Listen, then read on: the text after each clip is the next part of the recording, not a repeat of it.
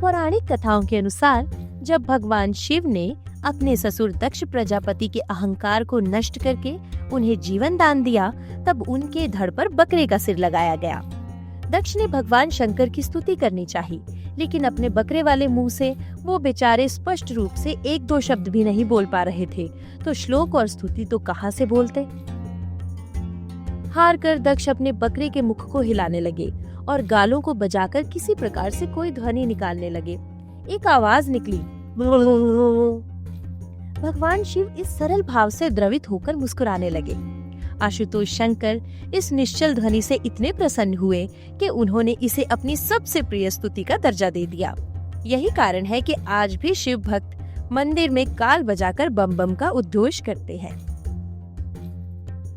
आध्यात्मिक दृष्टिकोण से बम शब्द का एक गहरा अर्थ शून्य या खाली होना माना जाता है।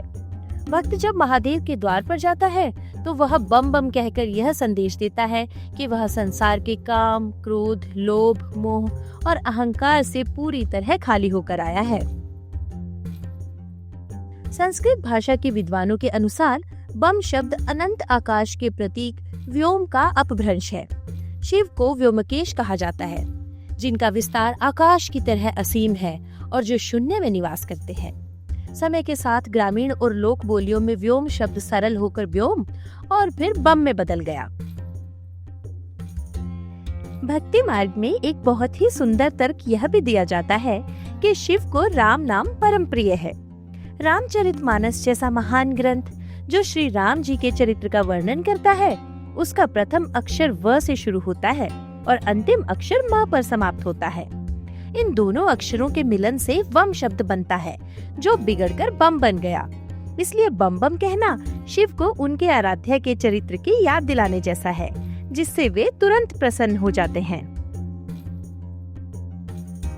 शास्त्रों में ओम को ब्रह्मांड की मूल ध्वनि माना गया है, लेकिन इसका सही विधि विधान से उच्चारण करना हर किसी के लिए संभव नहीं था। कालांतर में सिद्धों और नाथों ने जनसाधारण और सरल हृदय वाले लोगों के लिए ओम के कठिन नियमों को हटाकर उसे बम के रूप में सुलभ बना दिया। बम शब्द ओम का ही सरल रूपांतरण है, जिसमें किसी जटिल विधि की आवश्यकता नहीं होती। एक मान्यता यह भी है कि बम शब्द भगवान शिव के डमरू से निकलने वाले नाद का प्रतीक है। जब जब शिव तांडव करते हैं या डमरू बजाते हैं, तो उससे निकलने वाली गूंज को बम के रूप में उच्चारित किया जाता है। तंत्र शास्त्र में बम को एक बीज मंत्र माना गया है। यह कुंडलिनी के स्वाधिष्ठान चक्र से संबंधित ध्वनि है। स्वाधिष्ठान चक्र लिंग स्थान के पीछे स्थित होता है और इसे जल तत्व का भी प्रतीक माना जाता है। शायद अब आप शिवलिंग पर जल चढ़ाते हुए बम बम बोलने को कहीं न कहीं रिलेट कर पा रहे होंगे। खैर, जो भी हो, एक बात तो है कि शिव भोले हैं और वे केवल शुद्ध भाव और सरल पुकार से ही रीझ जाते हैं। तो अगली बार जब आप भी बम बम भोले कहें, तो याद रखें कि यह अहंकार छोड़ने, शून्य होने और सरल समर्पण की एक गहरी पुकार है। दुनिया की सबसे रोमांचक और रहस्यमयी कहानियां जानने के लिए सब्सक्राइब करें हमारा चैनल चित्रकथा।